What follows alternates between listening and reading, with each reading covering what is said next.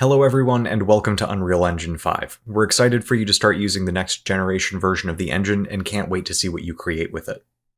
Of course, not everyone is starting their projects from scratch in UE5. Some of you have already started working on your projects in UE4 and are probably wondering whether or not you should upgrade your project from 4 to 5. This video should hopefully help you make that decision and smooth the path as you go through the upgrade process. The great news is that unlike Unreal 3 to Unreal 4, you can in fact upgrade projects from Unreal 4 to Unreal 5. It is not, however, as simple as right-clicking on the U project file and switching engine versions, and we'll show you some of the additional steps you'll need to take in order to fully convert your project, highlight some potential issues to be aware of, and offer some guidance on workflows to help you expedite the process.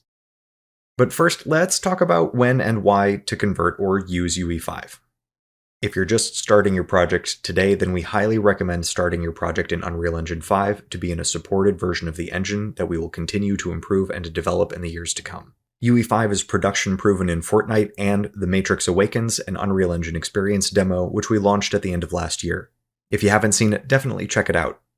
There are numerous factors that will influence your decision, and we hope to provide you with the information you need to make it. If you are developing a game, we've got a number of amazing new features that will empower you to develop immersive experiences that you'll surely want to take full advantage of. From Lumen to Nanite and everything in between, there's a lot to be excited about in Unreal Engine 5. If you were using the engine for other projects, ranging from film and TV shows, animation, architecture, or product visualization, it's worth noting that some features of Unreal Engine 4 will continue to be available and function just as they always have, or have seen some improvements. GPU light mask baking, switchboard, multi-user editing, and the new console variable tool all improve the experience of operating an in-camera VFX stage, for example. However, some new UE5 features may not fully support all use cases. For example, Lumen and Nanite have not been fully tested in in-camera VFX workflows or are not supported with a path tracer or VR. We will of course continue to improve these features and their support over time. With the upgrade to a new major version, some features have been deprecated or removed altogether. World composition levels will need to be updated to world partition, cascade particles will need to be converted to Niagara, and so on. We understand that the conversion will require a fair amount of effort, and hopefully this video makes the process a little easier for you. When converting your project to UE5, it may make more sense for you to upgrade from the current version of your project straight to UE5. If you were to update version by version, you may end up doing extra work to get your project working in each of those versions before you finally get to UE5. We think it's better to get it all out of the way at once, although this is something we suggest you evaluate carefully with a backup copy of your project before committing to a path. Even if you're just thinking about upgrading your project from 4 to 5, we recommend you do so as soon as possible. The longer you wait, the harder it will be to upgrade as more and more things change in Unreal and UE5 diverges further and further from UE4. Some of the key benefits of upgrading, of course, are access to our new rendering features like Nanite, Lumen, and virtual shadow maps. Nanite is Unreal Engine 5's new virtualized geometry system that uses a new internal mesh format and rendering technology to render pixel-scale detail and high object counts. It intelligently does the work on only the detail that can be perceived and no more. Nanite's data format is also highly compressed and supports fine-grained streaming with automatic levels of detail. What's more, Nanite can be beneficial for even very low-resolution geometry. Any static mesh that has opaque materials without world position offset can be Nanite, and anything that can be Nanite should be Nanite, since it will have benefits for both runtime performance and memory usage. Lumen is Unreal Engine 5's new, fully dynamic global illumination and reflection system that is designed for the next generation. Lumen is the default global illumination and reflection system in Unreal Engine 5, and it renders diffuse interreflection with infinite bounces and indirect specular reflections in large, detailed environments at scales ranging from millimeters to kilometers. With this new global illumination system, it's possible to achieve incredible visual results with fewer lights and systems, while at the same time improving iteration times since the system reacts so quickly to your changes in lighting. In addition to the new lighting and geometry streaming technology, we've also introduced a new method for casting dynamic shadows, called virtual shadow maps. These are very high-resolution shadow maps, and to keep performance high at reasonable memory costs, virtual shadow maps split the shadow map into tiles or pages of much smaller size. These pages are allocated and rendered only as needed to shade on-screen pixels based on an analysis of the depth buffer. The pages are cached between frames unless they're invalidated by moving objects, material effects, or light, further improving performance. These perform exceptionally well with nanite geometry, because nanite geometry can be culled and occluded at a finer granularity. So when the system is drawing shadows for a given page, it only considers a smaller set of geometry that overlaps that page, even if the instance is much larger. Additionally, nanite's automatic level of detail ensures that the triangle density matches closely with the resolution of the given page. So now you can have high-resolution dynamic shadows much farther out into the distance without causing significant performance problems for your project. With all the powerful new technology behind Unreal Engine 5, let's take a look at an example of converting a project from Unreal 4 to Unreal 5. My colleague Galen Davis is going to show you how he upgraded Quixel's abandoned apartment environment to use the new features in the engine. Take it away, Galen. All right, so let's start converting this scene. So the first thing I'm going to be doing here inside the marketplace is actually looking for the actual environment that we're going to be working with today. So what I'll do inside the marketplace tab is actually just go up to search products, and I'll type in Quixel here at the top. And I would really encourage you guys to take a look at all the free content that we offer here inside of this section. But today we're going to be focused on the Megascans abandoned apartment project. And I already have this scene downloaded as per 427. And so that 427 scene already exists on my drive. And it's really easy after you've downloaded it, you can just create a project. You can have the launcher create the project using 5.0. And that's one way you can actually just start by opening the scene and getting going with 5.0. The other way you can do it is, since I already have the scene already downloaded on my drive, I can just tab here to where I have it locally. So this is where the U project lives on my drive. And I can right click this guy and just say open with. And I've already gone to the binary section folder where I've actually targeted the Win64 version of this. And I'm just going to go ahead and select Unreal Editor here. All right, and so what this is doing is just pulling up the scene here in the background, and it's going to load everything as it currently exists in 427. So one of the things that we'll be able to see here in a second is that ray tracing is actually enabled in this scene. And this is something that we're actually not going to be using for the 5.0 version. We're actually going to be converting everything to Lumen. We're also going to be working to establish any mesh in the scene that can use nanite. We're going to convert it to nanite using the nanite audit tool and some other kind of cool tricks here inside the editor. All right, and so the first thing that I want to do here is actually go up to my project settings. And what we're going to do from here is actually start to change some of the things that we want to do today in order to improve the visual fidelity of this scene and use some of the new features here inside of UE5. So I'm going to tab down to the rendering section here. And the first thing I'm going to do is actually go down here to dynamic global illumination method. And I'm going to set this to lumen. And what you're going to get here just to start are a couple different flags. And this will tell you that there's a couple different things that need to be activated here in addition to just changing dynamic GI here in the project settings.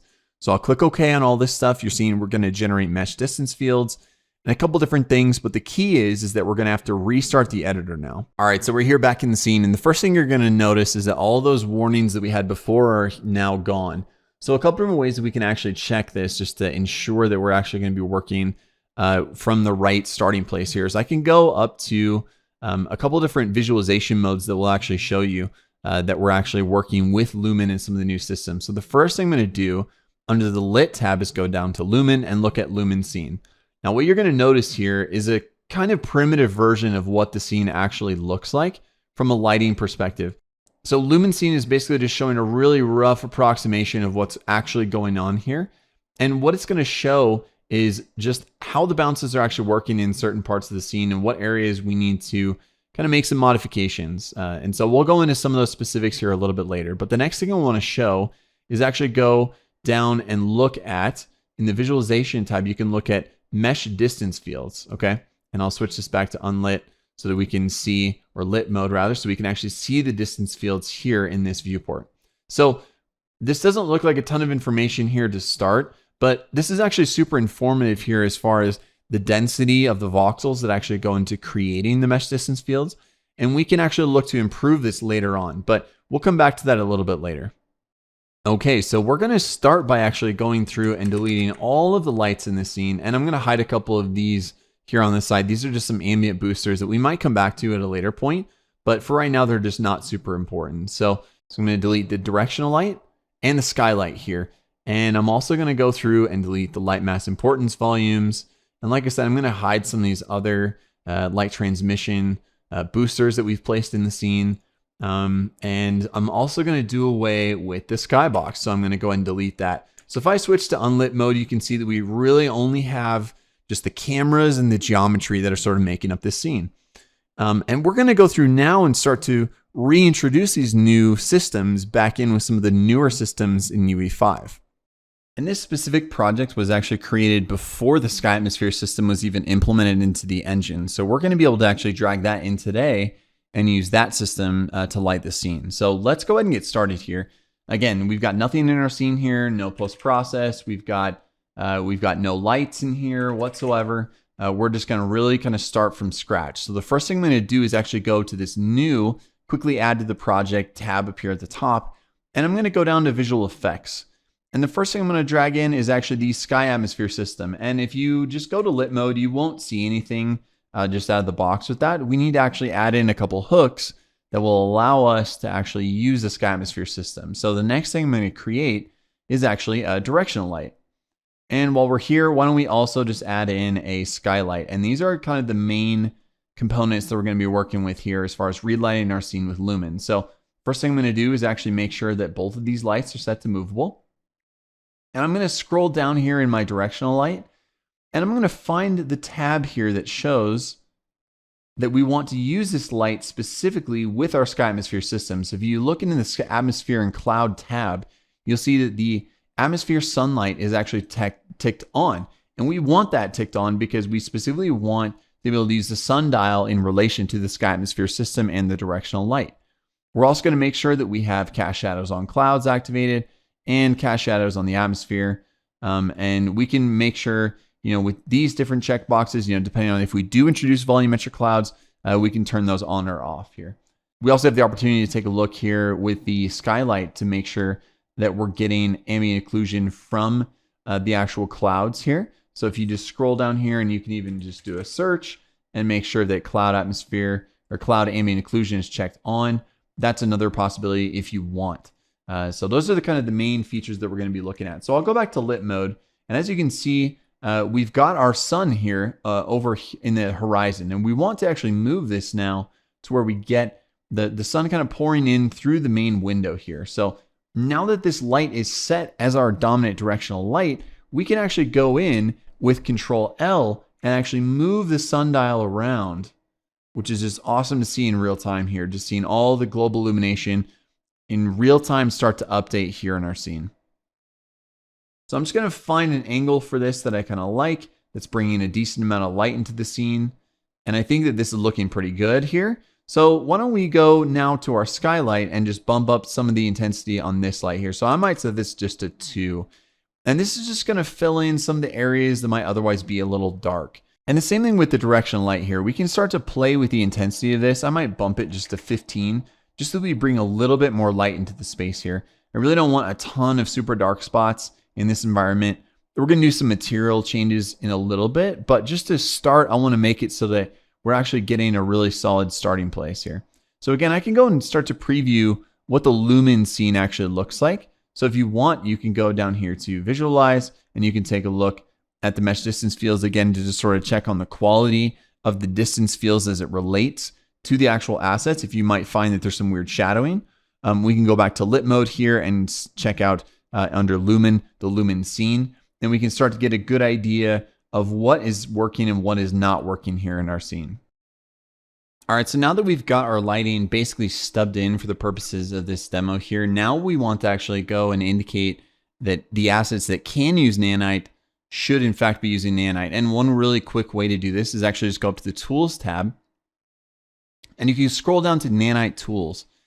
And Nanite Tools will actually allow you to take a look at assets that are all throughout your scene, and it will start to actually give you an indication of whether or not the asset is using nanite or is not using nanite, and which ones have problems based on their current setup. So what I'm going to do is actually go over here to the Optimize tab here to start, and I'm just going to set my triangle threshold to 1.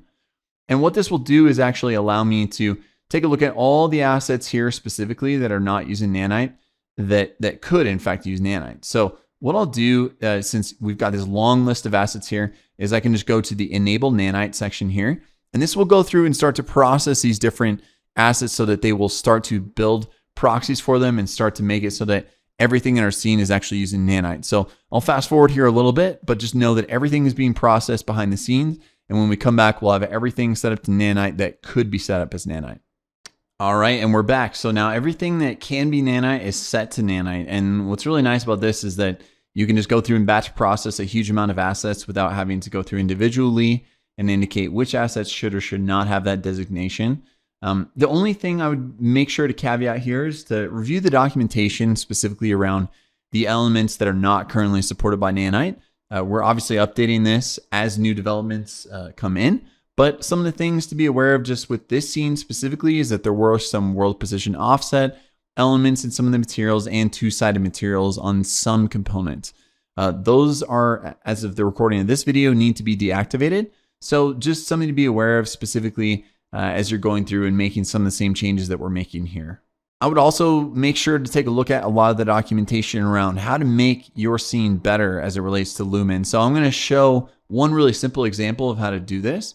So with this hallway back here, one thing you may know is that this entire hallway is set to one single piece of geometry. Now, this isn't necessarily that problematic, just in the way that scenes have been created in the past. But for Lumen, we can actually increase the visual fidelity of these types of environments by indicating that these different pieces, these walls, could actually be separated in a sense. What we're going to do to start is actually open up the Modeling Toolkit. So if you go to the Select Mode tab here at the top, you can go just to the Modeling section. And what this will do is open up a brand new window for you. And there's a lot of different tools in here. I definitely encourage you guys to take a look at all the different components that make up this specific window. But today we're really only going to be focused on one specific element of this right now. So with my hallway selected, what I'm going to do is actually go to the triangle select section here under try model. And what this will do is allow me to now start to select based on a couple different elements here. So what we can do is selection mode here. I'm actually going to change this to all within an angle. And just out of the box, this works here because this angle is set to where I'm only getting just this designation of, this degree angle specifically on this wall. Now, the only thing I need to do now is actually just go here to separate. And separate will make it basically its own component altogether. So I'll click accept. And now you can see if I just hit Control B on the keyboard, I can actually tab to this asset here. And you can see that now this wall is separated out as its own component. Again, I would refer back to the documentation specifically around Lumen to show why this is important. There's a lot of different reasons to actually go and separate these pieces out. The main reason being here for this example that we want to increase the visual fidelity and also make it so that we're feeding Lumen all the necessary things to make it do its job the best that it possibly can. So just one more time here, since we have a couple other sections that would actually need this. So I'll just show it here just on one more piece. So what I'll do again is just go up to triangle select, and with the all within a certain angle, I can just select this wall here, and I'll go ahead and click separate here and click accept. And that's just one of the ways you can go and start to make improvements to the visual fidelity with regards to Lumen. But I would highly recommend looking at all the documentation specifically around the surface cache and why it's important to break up walls like this specifically for interiors. Another thing that you can do is actually go in and start to adjust materials here. It's really important to make sure you have really bright albedos in order to kind of get the necessary bounces here that you want for your scene. So just looking back here at this hallway, you may notice that this trash can seems just a little bit darker than some of the other elements in our scene. So with the Megascans material, you can actually go in and start to affect the albedo tint here. And you can also go in and start to affect the intensity of this tint. So since I have it just set to white, if I multiply it by 2, that will just increase the brightness of this asset 2x. And again, I can go through and do this for a couple different assets in the scene. This is just something that will just overall make it so that Lumen is making sure that it's getting the best possible information going in and make it so that all the bounces are being maximized. Now, I would make sure just to do this on any element that you feel looks a little bit dark for the purposes of the environment that you're working inside. All right, and the last thing that I want to touch on here today is actually bringing in the cinematic high master versions of all the meshes that we're looking at today. And this is one of the features, in fact, of being able to sort of work with Nanite, and bringing in all the additional triangle detail is something that will really increase the overall visual fidelity of everything that we're looking at here in our scene. So let's use this table here as our subject. So what I want to do is go ahead and make sure that I have the standalone bridge version installed on my PC. And I'll go ahead and tab to that now. All right, and here we are inside of Bridge Standalone. And what I'm going to do, just for the sake of time and expediency here, I'll go to my local tab. I already have this asset downloaded, but one thing you can do just to ensure that you do have the highest resolution version of this asset is actually go to your download settings inside of Bridge Standalone. And you can go to models and just make sure that high poly source is currently enabled for this download. One other thing to note is that when you're working with the cinematic high master mesh, you want to make sure you're using the normal bump component as opposed to the normal map. So that's just one note to make sure that you're getting the best possible look for these assets. So what I'm going to do is actually go to the files around this asset. So if you right click on the tile, you can just click go to files. And what that will do is actually indicate that you have a folder here with all the necessary components in. So I'm actually just going to copy this location on my drive. And I'm going to tab back over to Unreal. So one quick note as far as the order of operations here. One thing that's really important is to make sure that you already have this asset designated as nanite. And so one way we can check this is actually just go into the actual asset here. And you'll see at the top that nanite is currently enabled. So that's the first thing you're going to see in the top left corner here. And that's just really important because if you do it without having nanite enabled, then it will actually take a much longer time in order to import the asset and convert it to nanite. So again, make sure that you already have this asset set as nanite. And then what we're going to do is actually re-import with a new file. So I'll right click on the asset and I'll re-import with a new file. And then I'm just going to paste my directory here directly into the search tab. And I'm going to indicate this is the high resolution version that I want to bring in. And I'll go ahead and click open. All right, so we've successfully re-imported this asset. So if I just go and inspect this asset here inside of the viewer here for the static mesh, you can see that we have over almost 2 million triangles actually with this asset. And it's just a much higher resolution version of this asset than what we had before. So this is something that you could do over and over and over again inside of the scene until you get all the necessary components at the resolution that you're looking for. One other thing that you could do specifically with an element like this floor is actually go in and indicate that you want to displace the asset specifically by using the displacement associated with that material.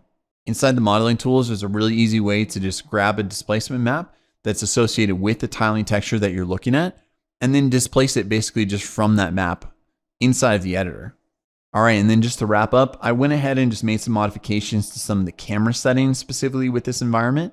So why don't we go ahead and take a look at the end result. All right, guys, well, thank you so much for watching this section of the video. We've got a lot more UE5 content coming. We're really excited to share it with the community. As you saw with this scene, we were able to just quickly take a UE4 scene and convert it to UE5 and increase the visual fidelity. And in this instance, we were actually able to increase the overall performance of the scene as well. Moving from the real-time ray tracing setup that we had before and converting it now to use Lumen just really makes a significant improvement just as far as the overall frame rates for this specific scene that we're working on today. Okay, and with that, I'm going to pass it right back over to Matt. Thanks, Galen. Since every project is different, we also wanted to talk a bit about some of the other aspects of your project that may need to be upgraded once you get your project into UE5, including updating your assets to nanite, virtual shadow map performance considerations, converting your existing cascade particle systems to Niagara, converting your maps to world partition, how the new double precision large world coordinates will affect your project, and some deprecated UE4 features that have now been removed from the engine. We'll also include some handy tips on how to identify these issues that may need to be addressed as part of your upgrade process. To help you identify candidates for conversion to nanite, we have the Nanite Audit tool. This works only on static meshes loaded into memory though, so if you want to check all the static meshes in your project, you'll need to get them loaded into memory. The easiest way to do that is to go to the content browser, click on the content folder, and filter for static meshes.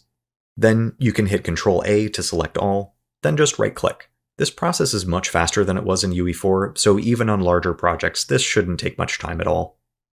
Now you can go to Tools, Nanite Tools, and switch over to the Optimize tab. This will show you all the static meshes that should be nanite. You can also lower the triangle count threshold to make sure you're getting everything in your project. Then all you have to do is hit the Enable button in the bottom right corner. This process may take some time depending on the number of assets that need to be converted and the polygon density of those assets. So sit back, grab a coffee, maybe check out Chris Murphy's guided tour of Unreal Engine 5 or any of the other UE5 videos that we've released. Nanite may not be available on all platforms though. Nanite will generate what are called fallback meshes, which use the base Nanite proxy as effectively LOD 0. Then, depending on the number of LODs you've set on the mesh, either explicitly or through the LOD group, it will generate additional LODs that will be used in the event Nanite isn't available. You can easily set the LOD group of a lot of static meshes really quickly using the bulk edit via property matrix tool, like so. Alternatively, you can now set either the LOD group or explicitly the number of LODs through an editor utility blueprint using the static mesh editor subsystem, like I'm showing here on screen. This is an asset action utility, so it'll show up in the context menu when I right-click on the asset in the content browser.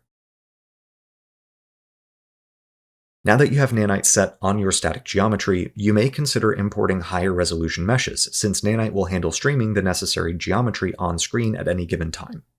Depending on the size of your project, you may consider automating this process, and there are numerous ways to go about this.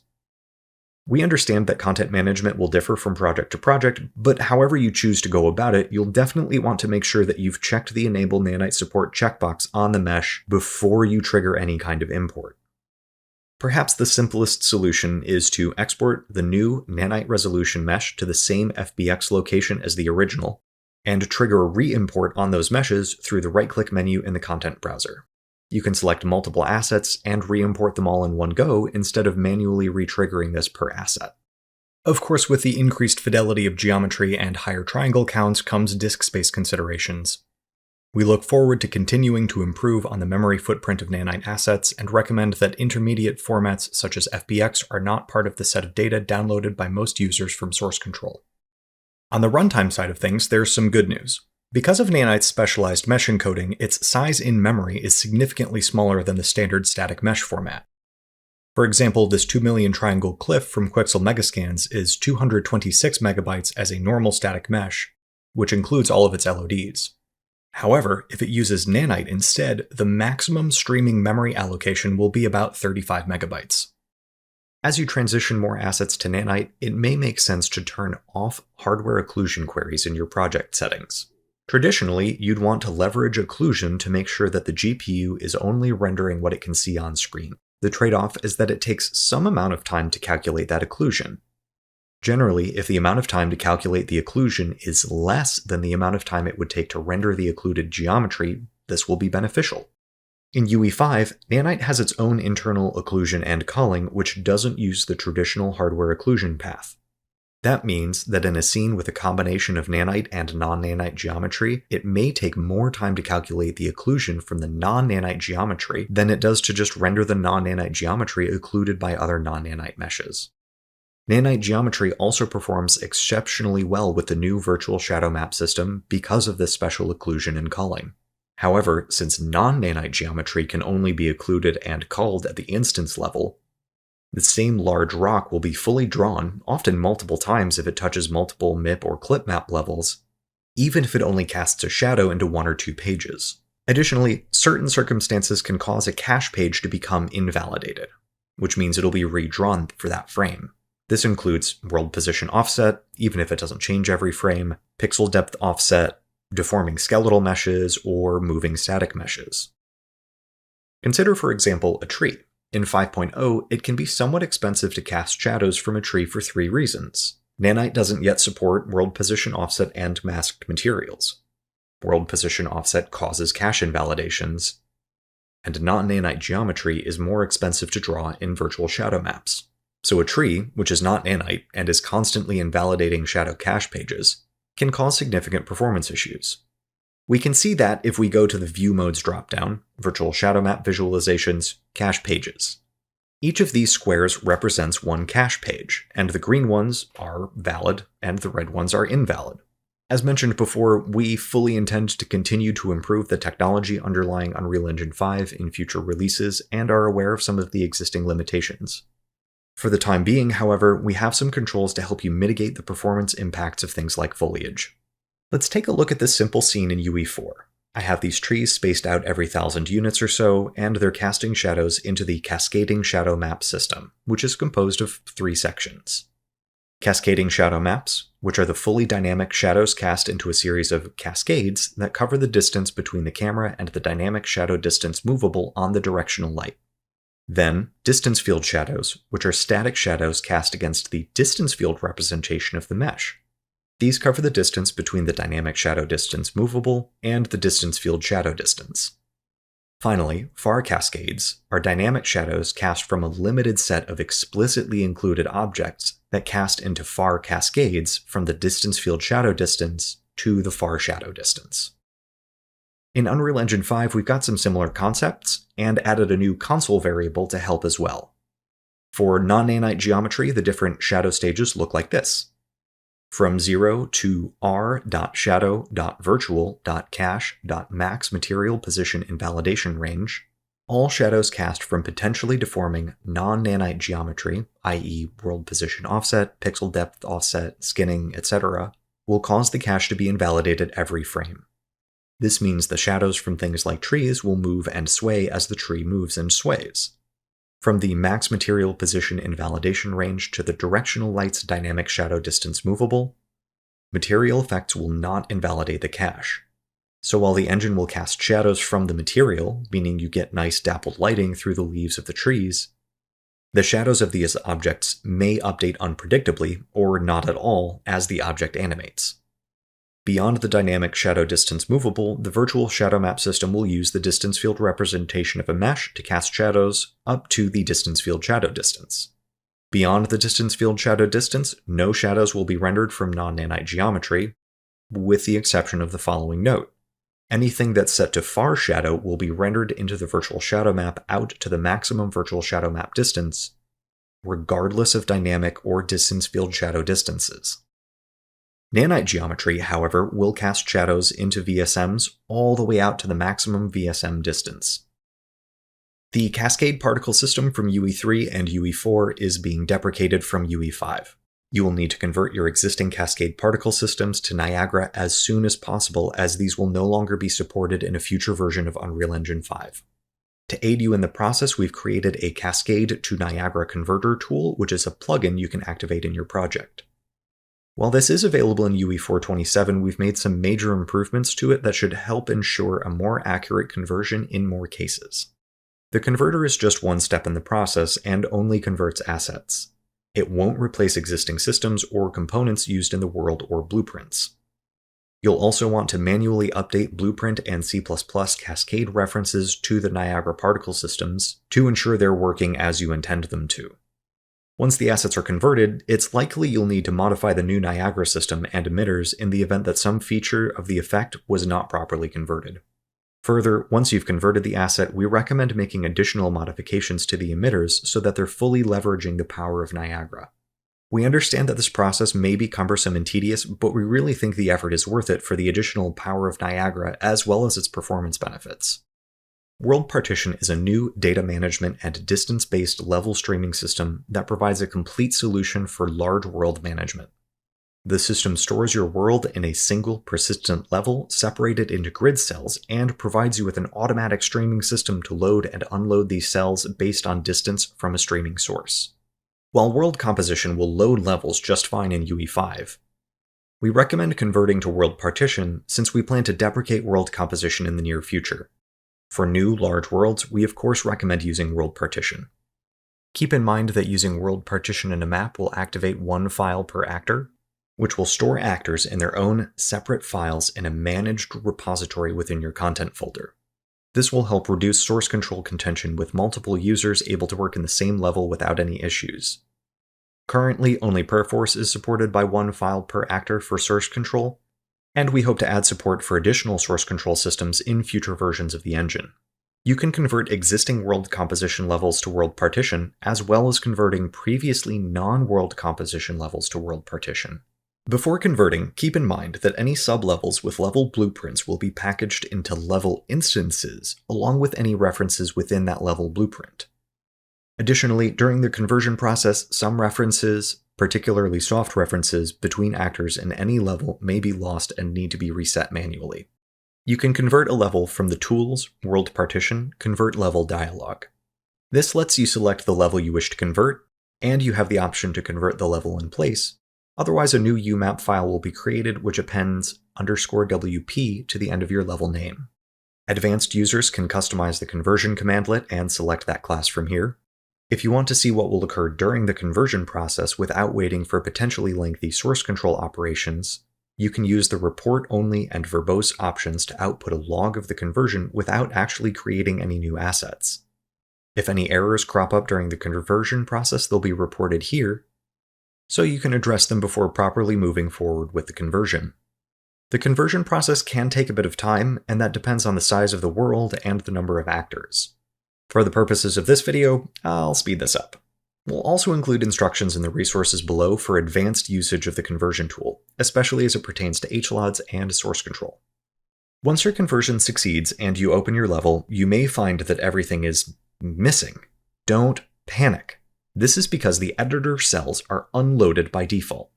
All you need to do to see your whole level again is open the World Partition Editor, select all the cells, right-click and hit Load Selected Cells. The editor will remember which cells you have loaded and unloaded, so the next time you open the map, you won't have to do this. In the world settings for your map, you'll now see quite a few options in the World Partition category. Here, you'll definitely want to set the default HLOD layer. This is an asset, and its associated settings will be used when building HLODs for your entire World Partition level. And it can be helpful to have a default value in place which you can then override on a per-actor basis. You'll need to run a commandlet to set up and build HLODs for your level, and we've included some helpful command prompt calls in the resources below to get you on the right path. For the time being, HLODs in World Partition are only visible in Play-in Editor and cooked builds. One thing to keep in mind is that the Unreal Engine now ships with large world coordinates, meaning coordinates are now in double precision to support games of all sizes. Our goal is that this conversion should be seamless and require little to no changes to your content. In version 5.0, we can expect parity up to the float max limit for placed actors. However, there may be some instability beyond that value. We want to empower you to create very large-scale games, and you'll certainly be able to develop them in Unreal Engine 5.0, and we look forward to improving the precision of the system as we further develop the engine. As with many new features in the engine, we first needed to lay the foundation upon which we'll continue to build and improve. Of course, with new major versions of the engine, some features of the engine that were deprecated in Unreal Engine 4 have now been removed from Unreal Engine 5. Firstly, tessellation has been completely removed from Unreal Engine 5 after it was deprecated in Unreal Engine 4.26. Dynamic, GPU-driven tessellation is a powerful feature of DirectX 11 and allowed creators to show high-resolution geometry without the memory overhead that incurred, which was, at the time, extremely limited. As the available hardware improved, memory became less of an issue, and instead GPU cycles have become more important. For the time being, where additional geometric detail is desired, we recommend you instead import the high-resolution geometry you need as nanite meshes. For landscapes, we support high instance counts, so it's possible to author terrain as very high-resolution tiles. Look forward to some exciting developments in future versions of the engine here. We have removed support for G-buffer deferred decals in UE5. This change was made, once again, to lay a foundation that will lead to some amazing new features coming in future versions of the engine. One of the most visible impacts of this change is the removal of the decal blend modes dropdown. Let's take a look at the decal blend modes as they were in UE4 to understand why.